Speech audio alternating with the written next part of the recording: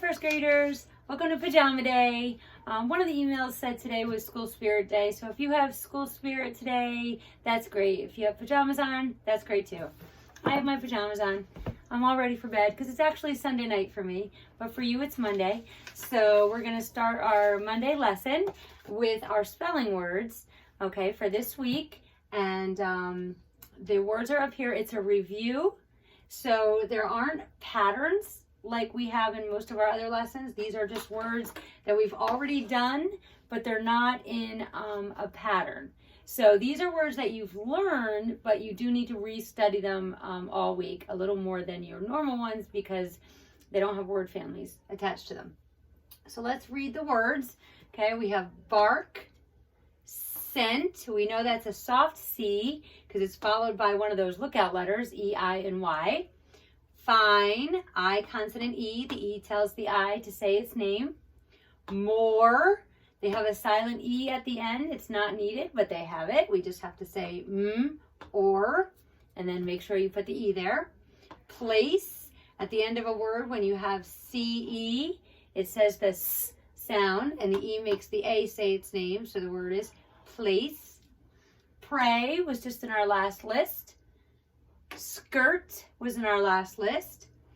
Team has the E-A vowel pattern that says E when two vowels are next to each other. The first one does the talking, the second one does the walking. That doesn't always work, but it does work here. Thank, something we need to do often. We need to say thank you to God, to our parents, to all the people that are helping us right now, our nurses, our doctors, our police officers, our firemen. We need to be thankful. And then the last one is train. Okay, so let's read them one more time. Bark, scent, fine, more, place, pray, skirt, team, thank, and train. And I will put these on our Google Classroom so that you have them. We're going to review today our soft C and our soft G. Okay, and the first thing we're going to do is I'm going to introduce you to a new word family. Okay, there are 6 words in this word family, and they end with age. Age, just like the C-E at the end of a word says S, G-E at the end of a word says J. So it's always the soft when there's an E after the G or the C. Okay, so the first word is age. That's actually our word family, but it's actually a word as well. So age, wage. Okay, a wage is money that you make. You make a wage. Page. Okay, and then we have stage, rage, and cage. Okay, so let's do these again. We'll do them together. Age, wage, page, stage, rage, and cage. Okay, good job. So let's move on to our soft C. There's really nothing new. So we're just going to go over the page together. The lesson 116, page 251. You also need 116, 215. That's the page you do on your own. I'm just going to review with you the lookout letters. Okay, the lookout letters are letters that you look for right next to the C or the G, and they tell you if the G is or the C is soft or hard. And the letters are E, I, and Y. Okay, now remember there are exceptions. There are those words that break the rules as always, but for the most part, this is the rule. Okay, they're called lookout letters. And if the C is next to an E, like scent or circus or cycle, okay, it says the soft C. If the G is next to a G, an E, an I, or a Y, like gentle or giraffe or gym, okay, then it's also the soft G. So remember these lookout letters, E, I, and Y. and keep those in mind when you're reading. And again, if you don't remember them, that's okay. Try it both ways. If it doesn't make sense one way, it probably makes sense the other way. If they're both words, which could happen, see which one fits in the sentence the best. Okay, which word would fit in what the sentence is trying to say.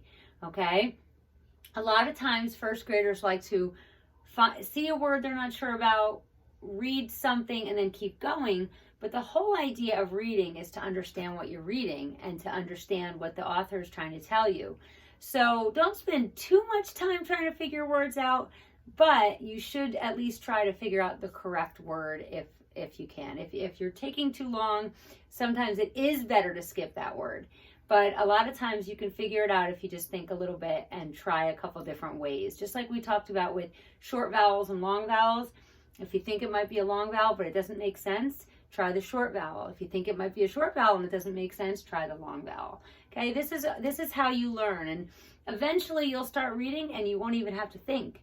You'll just read. But right now, as you're learning, you do need to think a lot, okay? So the idea of reading is not speed, it's not getting to the end, it's really understanding what you're reading, and that's what I'd like you to work on now, is really starting to understand what you're reading, because you're all becoming excellent readers. You're decoding the words well, you're figuring out what the words are. Now you need to make sure that you're understanding what you're reading so that you can enjoy reading and you can tell people about your stories that you're reading. And that's a lot of fun too. When you get older, even now, you can do things like book clubs where you get together with friends and you've read the same book and you can talk about it and have some great conversations about it. Those things are really fun. But you have to understand what you're reading in order to get there. Okay, so let that be your goal. And don't just breeze through the words, really try to understand them. Okay, because you're all doing a great job.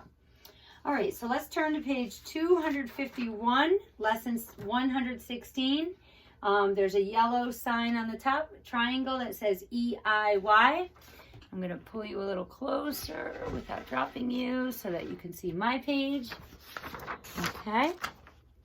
And there's words on the top that some have the lookout letters and some do not. Okay, so we have GEM, so it does have a lookout letter, so it's a soft G, so the word is gem.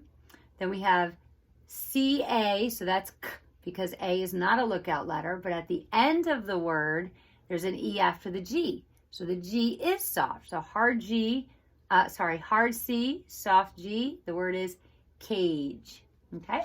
And then we have C next to an I, which is a lookout letter, circus.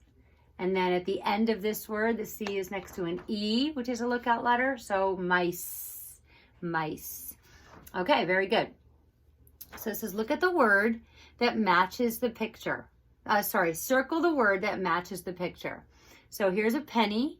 Okay, and a penny, let's see which word goes along with that penny. So we have C-A. A is not a lookout letter, so it's a hard C, so cane. And then C-E, E is a lookout letter, so cent. So is penny cane or is penny cent? Cent, very good. A penny is worth 1 cent.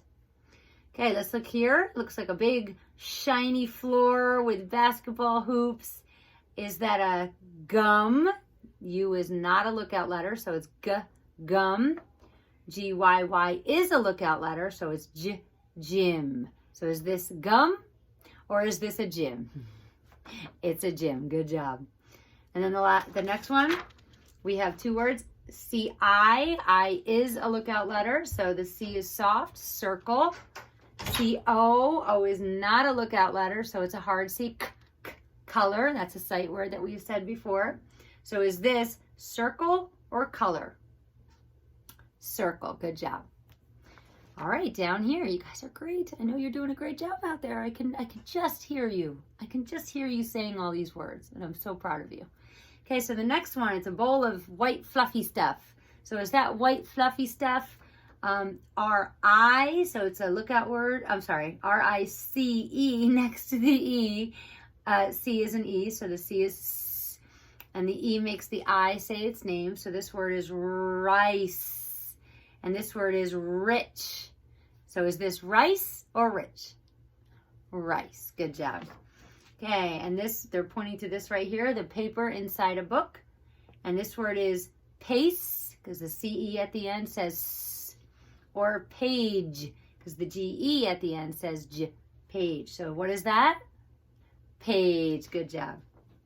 And then this is pointing to the bottom here of this skirt. Is that lack or lace? The CE says S.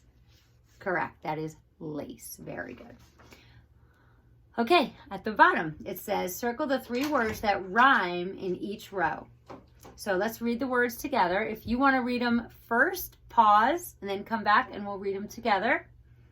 Okay, so number 7, rage, rag, age, stage.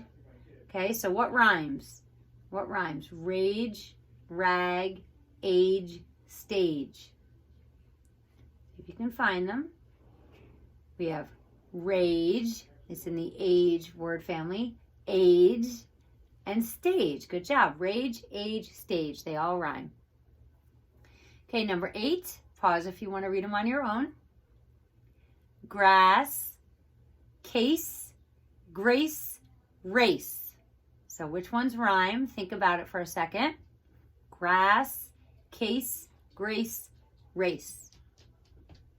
Okay, good. Case, grace, and race rhyme. Very good. They're all in the ace family. And number 9. If you want to read them alone, pause. Okay. Ice, nice, sense, and mice. Which ones rhyme? Ice, nice, sense, mice. Correct. Ice, nice, and mice. All in the ice family. Okay, turn your paper over. And this one, we're going to choose the word in the purple box to finish the sentence. If you want to read it on your own, pause. Okay, the sun and moon are in, so there's 2 words. CE says S at the end of a word, so space or spark. The sun and moon are in space. Good job. Circle space. Okay, again, if you want to read it, pause it. Trent sang on the stayed or stage. Stage. Good job. Trent sang on the stage. Excellent.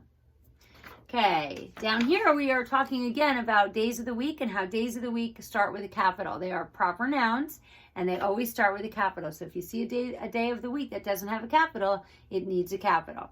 So it says circle the day of the week that is written correctly. Number 12 says Friday. So which one of these is correct? The first one, because it has a capital F. Number 13 is, what is today? Monday. Good job. So which one has the capital? This one, the second one. Number 14, Saturday. So which one has the capital? This one. Good job. And number 15, Thursday. So which one has the capital? This one. Okay, the bottom asks you to write a sentence about something you do on Sunday. Use the noun Sunday in your sentence and check your sentence. So I want you to write a sentence about what you do on Sunday. It might all be the same, but you can write whatever you usually do on Sunday or something you did this Sunday that you usually don't do. So write that sentence and then your parents can take a picture of it or a video of you reading it and send it to me. And please do that because that's really important for me to see how they're doing and keep track of them. Some of you have been so good about sending me those right away, but there's others I really haven't seen. So please send me pictures and videos. I really, really, really want to hear them read. I'm trying to figure out maybe doing a Zoom conference individually next week. Maybe one a day, since there's 5 of you, Monday, Tuesday, Wednesday, Thursday, Friday. And having you read to me from our book. And then I'll do a running record just so I can assess how you're reading and just hear you read because that's really important to me. The other thing is I hope you got the email that tomorrow, Tuesday, we're taking an in-service day for that we were supposed to have in March, and then they were going to schedule it in April, and then all this happened. So tomorrow there's no videos, but I have a meeting in the morning, and I'm going up to school to get some books and some other things that I need. And I'd really like to make copies of the Bible lessons that I didn't get to do, and send them to you or drop them off or find a way for you to get them. So I'll figure that out, and I'll let you know about that. And they also want us to just touch base with you on Tuesday and just say hello and actually have a conversation with you about how are things going. So expect a call from me sometime during the day. And, we'll just keep plugging along. I think you guys are doing a great job. What I'm going to do now is, I think we're going to do the other workbook page from Kate's Blue Dress, and then we'll start our news story on Wednesday. Okay, our news story is One Thing at a Time. Okay, so we will just do the workbook page 90 right now. I just think it's a good one, and I think it's good to review that real quick. I know it's Monday, and we usually start a new story, but since tomorrow we're off, let's start our new story on Wednesday.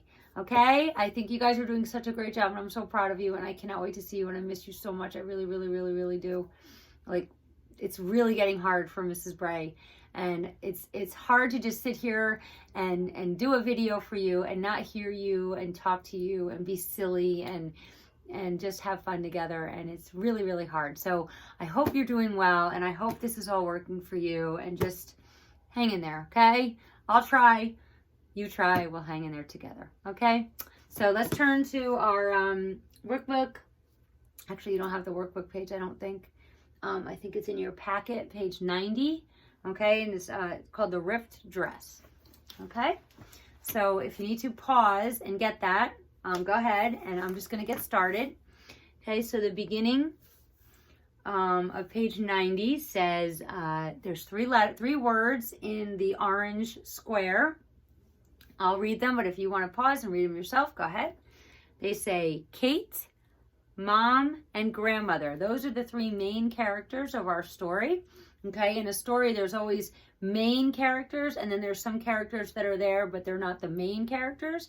So we know that Kate and Mom are the real main characters, but Grandma also is because of what she did in the story. So we're going to try to figure out who does what in numbers 1, 2, and 3. If you want to do this on your own and then come back and we'll do it together, go ahead and pause. Okay, so let's do number 1. Blank fixed the dress. So who out of those three people, fixed the dress? Mom. Good job. So write Mom on the line. Number 2, blank ripped the dress. So who ripped the dress? Kate. Very good. And number 3, blank sent the dress. So who sent the dress? Grandmother. Very good. Okay, then there's a dress, a pretty dress, and there's some words in the dress, and then next to it is a purple box with words in the purple box. So let's read the words in the dress. If you'd like to do it, pause and then come back. So it says Kate, Kate did not, the dress is, Kate is, the dress has a, mother will forgive. Okay, these sound kind of weird. And the right-hand side are finishes those sentences. So those are like beginnings of sentences. There are the subject and the verb, and then we want to know what happened at the end. They're short. They don't tell us all the information. So we need to figure that out. So in the purple box it says prayed for Sunday, obey, Kate, sad, rip. If you want to do this on your own and then come back and we'll do it together, go ahead and pause. Okay, we'll do it together now. Kate, what did Kate do? Did Kate prayed? Kate for Sunday? That doesn't make sense. Kate obey. She didn't obey. Kate? That just doesn't even make sense. Kate sad? Maybe she was, but it's missing a word. You can't just say Kate sad, so it can't be that. Kate rip. Okay, so which one makes the most sense? Kate prayed. Good job. So draw a line from Kate to the word prayed. Very good. Okay, then the second one says, Kate did not. We know this one, right? What did Kate not do? Kate did not for Sunday. Doesn't make sense. Kate did not obey. Yeah, Kate did not obey. So draw a line from Kate did not to obey. Okay, the next one says the dress is, so is the dress for Sunday? The dress is for Sunday. The dress is Kate. The dress is sad. Probably not. Maybe because he's ripped, but the dress is rip. So if it was rip, it would say ripped. And it doesn't. It says rip. So that doesn't make any sense. So we have to go with the dress is for Sunday. Good job. Okay, Kate is, what is Kate after she rips the dress? She's sad. So draw a line from Kate is to sad.